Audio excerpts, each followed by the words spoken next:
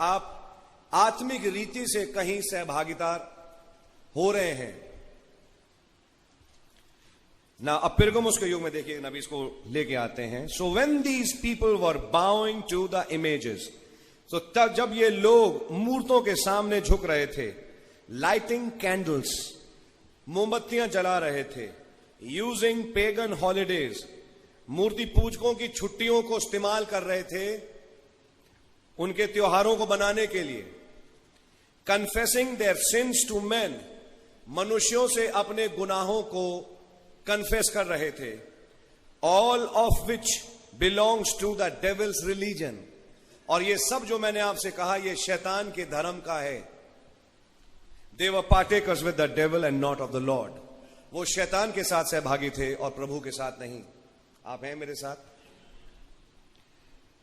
मैं आगे बढ़ रहा हूं। They can talk all they want that the altars and incense are only to remind them of the prayers of the Lord. वो ये कह सकते हैं कि ये जो हमने मोमबत्तियां जलाई और जो धूप जला रहे हैं ये हमें संतों की प्रार्थनाएं याद दिलाती है।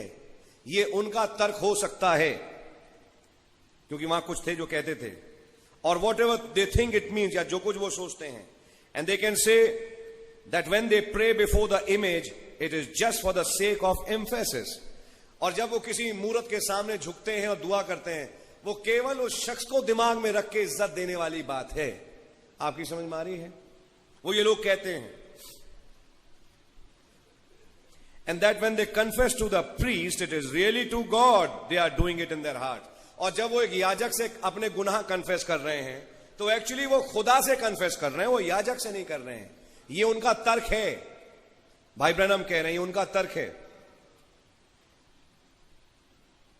कि वो तो प्रभु से कर रहे हैं, वो याजक से थोड़ी ना कर रहे हैं confess. They can say what they want, वो जो चाहे कह सकते हैं, but they are partaking in the well known Babylonian satanic religion. लेकिन वो सहभागी हैं बहुत ही जाने माने बाबुल के शैतानी धर्म में।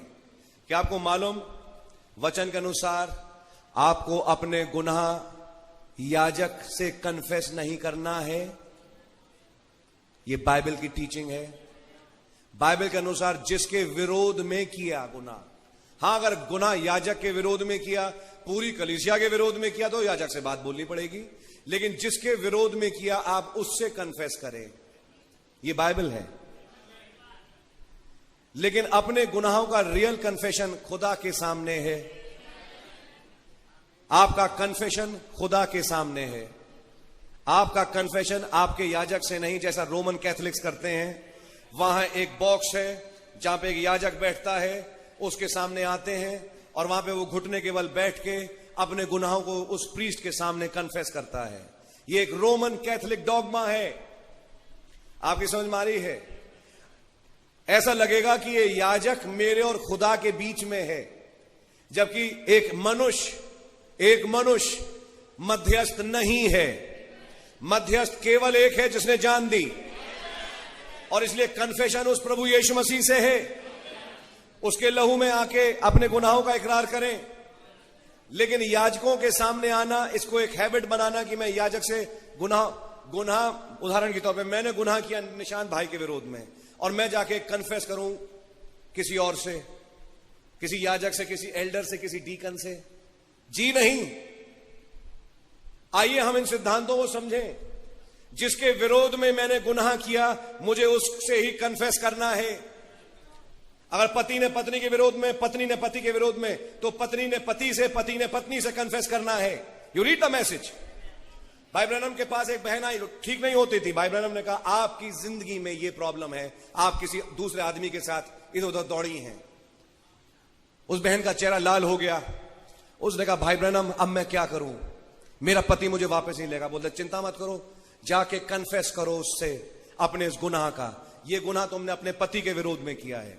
उस पति से जाके बोलो, और जब आप उससे बोलोगे तब तुम्हें चंगाई मिलेगी, वरना चंगाई आएगी नहीं मैडम आपके पास। उसके बाद उन्होंने कहा लेकिन मैं जाऊं कैसे?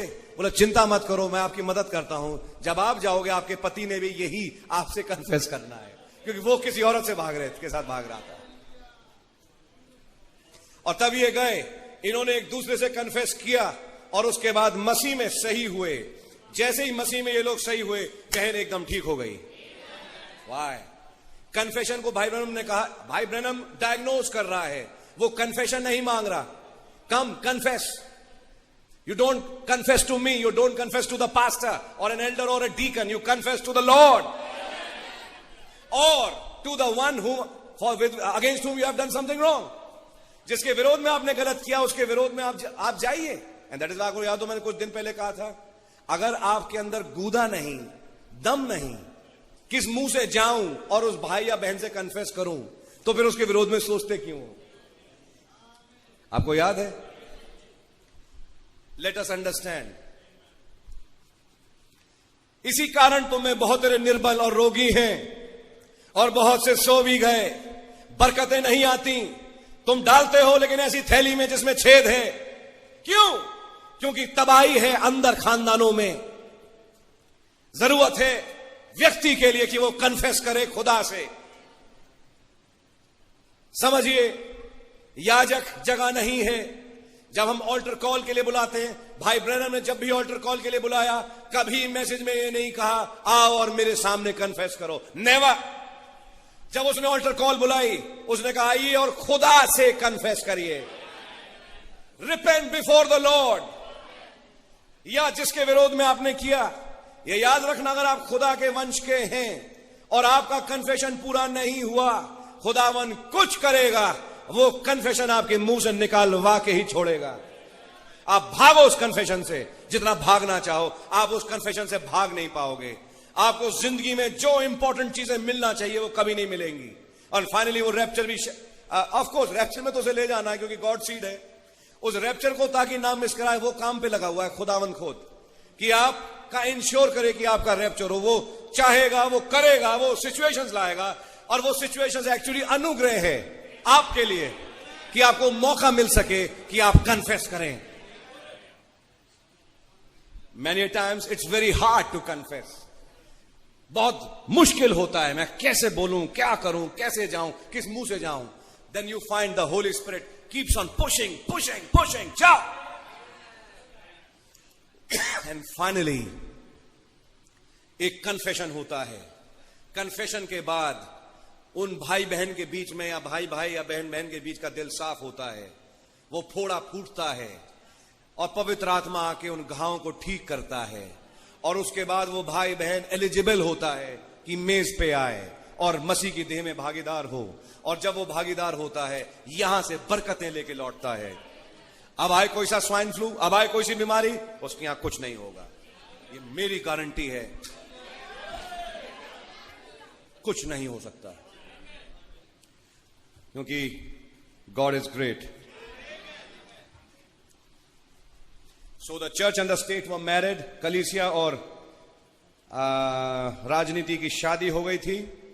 The church joined up with the idols. कलीसिया मूर्तों के साथ जुड़ गई. 208 page. With the power of the state behind them, they felt that now. और जब स्टेट की पावर उनके साथ थी, अब उन्होंने ये सोचना शुरू कर दिया कि that the kingdom had come and God's will had been enforced upon the earth. कि जब रोमन कैथोलिक चर्च ने अब स्टेट को साथ में ले लिया और स्टेट की मदद से वो सब पे रूल करने लगी कलीसिया, उसने सोचा, उस कलीसिया के बड़े बड़े बिशपों ने और लोगों ने सोचना शुरू किया कि अब मसीह खुदा की इच्छा पृथ्वी पे पूरी हो गई. आप हैं मेरे साथ? कि खुदा का राज पृथ्वी पे हो जाए. उन्होंने उस रोमन कैथोलिक राज को खुदा का राज करके समझा. And God's will had been enforced upon the earth. खुदा की इच्छा पृथ्वी पे जबरदस्ती enforce कर दी गई. No wonder the Roman Catholic Church is not looking for the return of the Lord Jesus. ये बिल्कुल सच है कि रोमन कैथोलिक चर्च यीशु मसीह के दोबारा लौटने का इंतजार नहीं कर रही. They are not millennialists. आपने पता नहीं कितनों को ये बात मालूम है. रोमन कैथोलिक चर्च मिलेनियम में विश्वास नहीं करते. मालूम आपको? आप और मैं कह रहे हैं 1000 साल की बादशाहत आने वाली है. रोमन कैथोलिक चर्च मिलेनियम में विश्वास नहीं करते. उनके अनुसार मिलेनियम अभी चल रहा है. They have their millennium right here. उनका मिलेनियम तो अभी चल रहा है. The pope is raining right now and God is raining in him. कि पोप दुनिया पे राज कर रहा है और पोप में से खुदा राज कर रहा है पूरी दुनिया में. ये उनका सोचना है. So when he comes according to them, it has to be when the new heavens and the earth are prepared. तो जब कभी यीशु आए